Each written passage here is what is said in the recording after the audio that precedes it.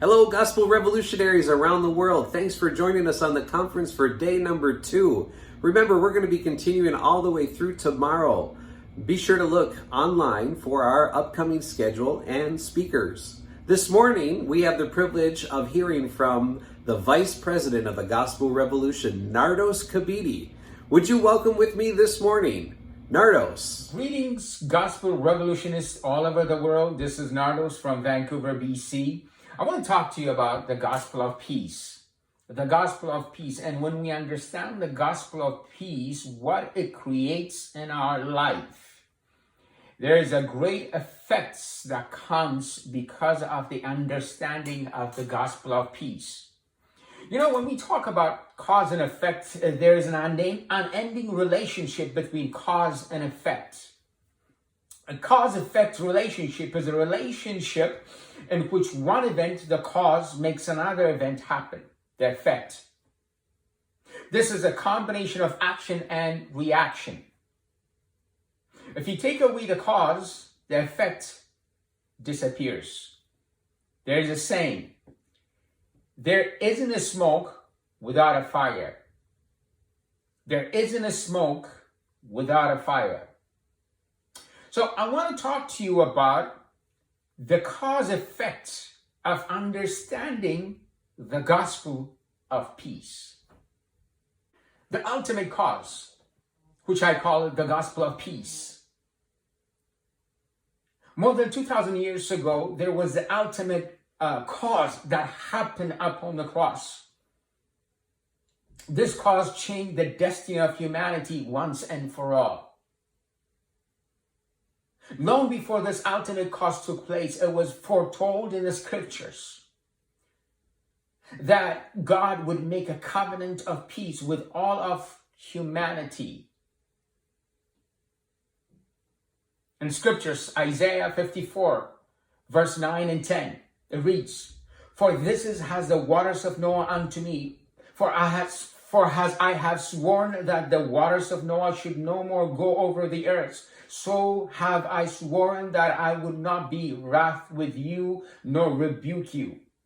For the mountains shall depart and the hills be removed, but my kindness shall not depart from you, neither shall the covenant of my peace be removed." What happened upon the cross, which we called it the ultimate cause? God declared and made peace with all of us. He said shalom. He declared peace.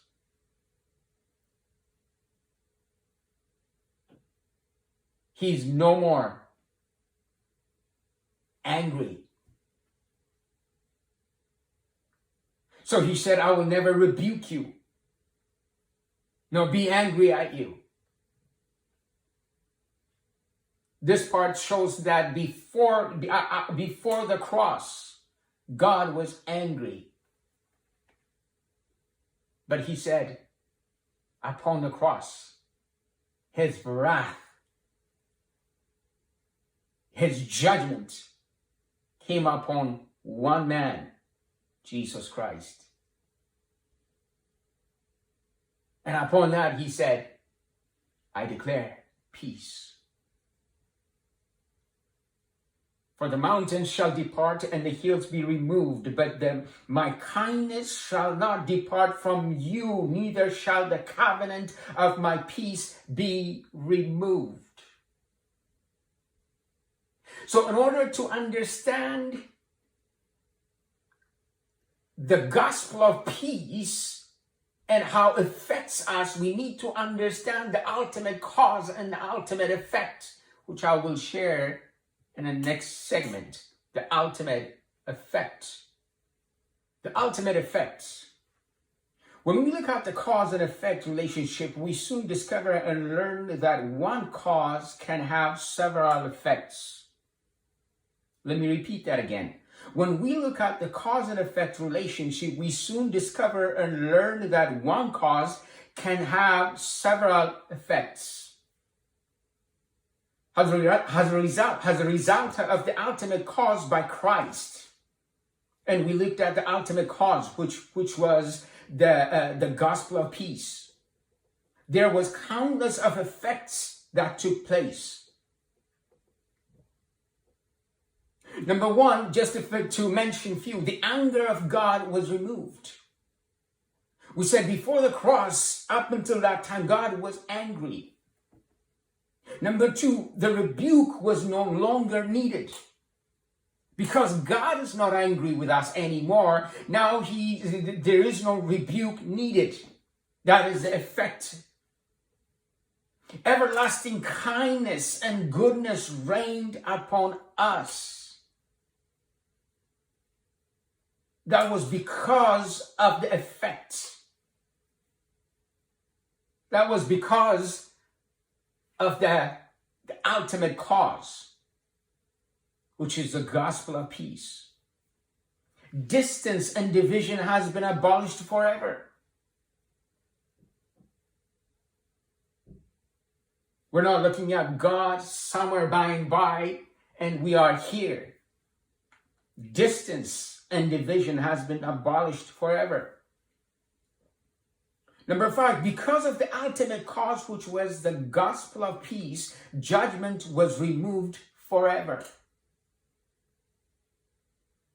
You see, judgment was administered upon the cross.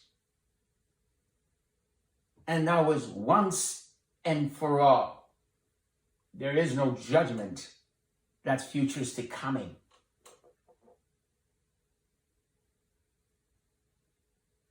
Because of the gospel of peace, which I mentioned was the ultimate cause, heaven became a thing of the past. God was no longer dwelling in heaven, but his dwelling became in all of us.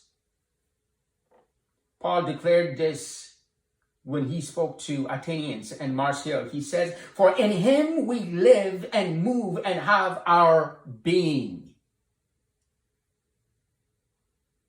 This part always amazes me. Paul speaking to Athenians, where you can say these guys are lost. But Paul is saying to them, "For in him we live and move and have our being." He's saying you are one with God. Number 7, because of the ultimate cause, the gospel of peace, the ultimate effect, we have unshakable relationship. And the words of Paul, God is for us, not against us. We have an unshakable relationship. Because of the ultimate cause, the ultimate effect, oneness was declared. We are all one with God. We are all one with God. That is the ultimate effect. There is an ultimate cause, which we talked about. It is the gospel of peace. And there is ultimate effect that took place. God was not angry with us. Rebuke was no more needed. Everlasting kindness and goodness reigned upon us. Distance and division has been abolished because of the ultimate cause. Judgment was removed. Because of God's, the gospel of peace, which I mentioned was the ultimate cause, heaven became a thing of the past. Because of the ultimate cause, the gospel of peace, the ultimate effect, we have unshakable relationship with God. Because of the ultimate cause, the ultimate effect, oneness was declared. We are all one with God. Now, I've been blessed reading Mike Williams' book, The Gospel According to Mike. If you haven't got it, I really encourage you to get this book. You can find it in Amazon. But I want to read you some segments about this ultimate effect that Mike shared in his book, The Gospel According to Mike, the book called One, on page 49. When I first heard contemplating the gospel of peace, the cross became something different to me. It became a world event that I could not really explain. I pictured the people living on the planet knowing there was an angry God, having witnessed and experienced his anger, and then having a peace treaty being declared at the cross. In my mind's eye, I saw at the cross this raging violent storm with all the lightning, thunder, and vengeance and all its demonstration. And then just like a storm that passes, the air feels different. It smells different. It's the smell of ozone being released. It is aroma of a new life. Contextually, everything is completely different. I try to imagine a world we now live in, which has been in effect ever since the cross. Even though people have perverted that reality ever since. I know that the very existence of mankind has changed, and this transformation via the gospel of peace have been instituted 2,000 years ago at the cross. This was a monumental paradigm shift, to say the least. Brothers and sisters, because of the ultimate cause, the gospel of peace, everything that I have talked about and everything Mike talked about in his book became a reality upon the cross. That's where Jesus concluded, it is finished. It is done. It is complete. Now that we have briefly talked about the ultimate cause, which was the gospel of peace, and the ultimate effect, there's one piece that I'd like to talk to you about, which is our soul. The gospel, according to Mike, the book called 1, page 50, Mike shared one important aspect, which I will be wanting to touch upon. He says the gospel of peace has so changed everything that in reality we now live in a world, whether anyone knows it or not, where there is no such thing as an angry God anymore. The reality of the impact of the cross is the transforming of the human mind and soul, the way we think, our soul. You see, when we talk about our soul, there is 3 aspects into our soul. Number 1, there is the intellectual part of our soul. There is the emotion part of our soul. And there is the will aspect of our soul. These 3 parts are a part of our soul. Therefore, it is very important for our soul to know the gospel, the good news. Our soul needs to understand what the ultimate cause, the gospel of peace, and the ultimate effect. When we look at Psalm 139, verse 14, we look at we find very interesting statements. The psalmist writes, and he says, I will praise you, for I am fearfully and wonderfully made.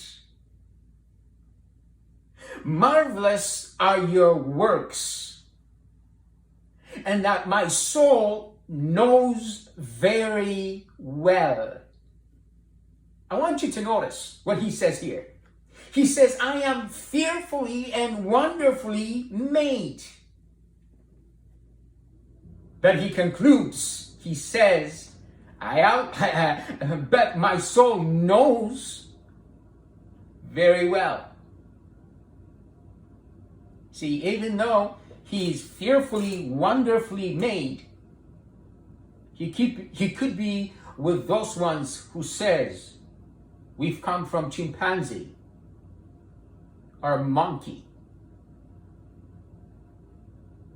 But he says, I am fearfully and wonderfully made, and my soul knows it very well.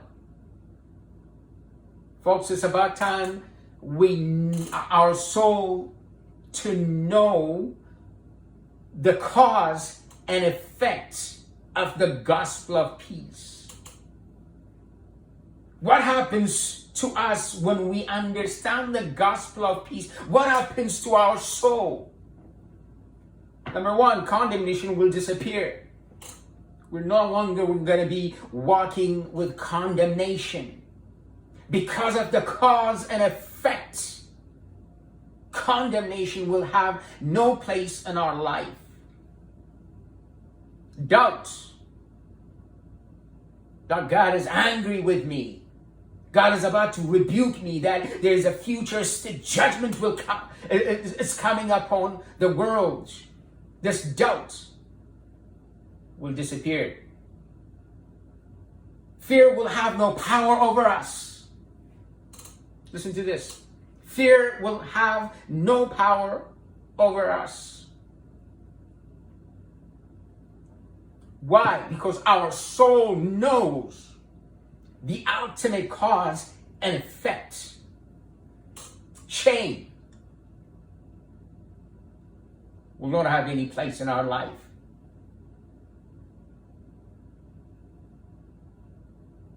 Because of the understanding of the gospel of peace, this understanding will bring balance in our life. Let me repeat that again. This understanding, and I am a witness to this truth. When I understood the gospel of peace, it brought about balance in my life. Confidence. You see, if you don't understand the gospel of peace, you don't understand the gospel at all. Therefore, you don't have any confidence. But when you begin to understand the gospel of peace, then you'll have confidence. Why? Because God is for you, not against you. God has become one with us. As you understand that God made peace with you, you will start making peace with yourself and others around you. Number one, as you begin to understand the gospel of peace, number one you're going to do is that you will begin to forgive yourself and be at peace with yourself. That is number one. And number two, that you will begin to make peace with others. What happens to your soul when you understand the gospel of peace? You will be less judgmental and more accepting of others. Why? Because you didn't earn the gospel of peace, the acceptance of God. So therefore, you will become less judgmental and embracing others as they are. As they are. Folks, this is what happened to me. This is my experience. After being Christian for so many years, and when I came to understand the gospel of peace, it caused all this and more, and every day there is joy. Why? Because I am resting. You see, that's one thing that's gonna do as well. The gospel, when you understand the gospel of peace, your soul is just resting. You're not proving to anyone, to anybody, that you know that God is pleased. He's pleased. And you are resting. You are resting. Folks, I encourage you to open your mind and to begin to search and understand the gospel of peace, it will bring great blessing. Thanks for listening. I love you so dearly. Hello, I'm Daniel Rouse. About 5 years ago, I was in a really tough place when it came to my understanding of the gospel. I was confused. I knew what was true in my heart, but I didn't know how to understand it. I didn't know what to do. I was a pastor. I was about ready to give up my church. I was about ready to change my whole life, move my family, and all of these different things. But my soul was a mess. It was like a tornado, a hurricane, everything. The perfect storm was just moving through me because I had this truth in my heart, but I didn't fully understand it. But then I came to the gospel revolution. I came to Michael Lilborn Williams' teachings and Beres, Bartlett, and all of the other great revolutionaries, gospel revolutionaries from around the world. And you know what? It got my soul straightened out. I always said it this way, that Michael and Don and the teachings from the gospel revolution gave me a vocabulary to describe and to share and to teach that which was already in my heart. And I'm so and forever grateful for the impact that the gospel revolution has had on me. And though I went through a lot of times where I gave up and changed my whole life, I moved my family, I made all of these changes, I am forever grateful for the gospel revolution, Michael Lilborn Williams and Mike Williams Ministries. And I want you to know that it is a good place to give your money. Yep, I want you to give money to the gospel revolution. I want you to give money to Michael Lilborn Williams and Mike Williams Ministry because I believe in this ministry. I believe in the gospel that it's sharing. I know the impact that it has had on my life, and I have heard countless stories of other people's lives who have been changed by this life-changing, soul-cleansing message. Don't miss this opportunity. There are hundreds and thousands and millions and billions of people around the world that need this message. I know the gospel revolution is just a drop in the bucket, a drop in the ocean. But I'm telling you what, when you team that up with understanding that the gospel is the power of God, I believe we can make the biggest difference, even if we remain small. But we need your help. We need money. We need support. We need talent. We need people to share this message throughout the world, throughout your world, with your family and friends. It's just real simple. A friend of mine, he was on an airplane once and he was flying and he met someone that he never met before. And he just started sharing with this young lady about the gospel of Jesus Christ, the gospel that the gospel revolution had taught him. And this girl, she had never really been familiar with the story of Jesus. She'd never been familiar with much religion. She didn't really live in a religious family in any way. But you know what she told him? She said, I just feel like that is true in my heart. I don't understand everything you've said, but something in my heart tells me this is true. Friends, this is the reality for everyone, that all are redeemed, all are holy, righteous, blameless, sinless. All are loved, all are one with God. And it resonates with people's hearts. All we have to do is get this message into their ears so that they can hear it. And then we let the gospel then do the work. And friends, you can be a part of that. You can help us. And we're asking you, whether it be a small donation or a large donation, we welcome it all. Did you know that just a couple dollars, we can reach about 1,000 people on Facebook? You know, these Facebook videos that Michael shares out, these ones that are going out for this conference this week, with just a couple dollars, we can get it in front of about 1,000 people. And of that 1,000 people, if just one of them listened to the entirety and had one little thing that changed their life, it's worth it.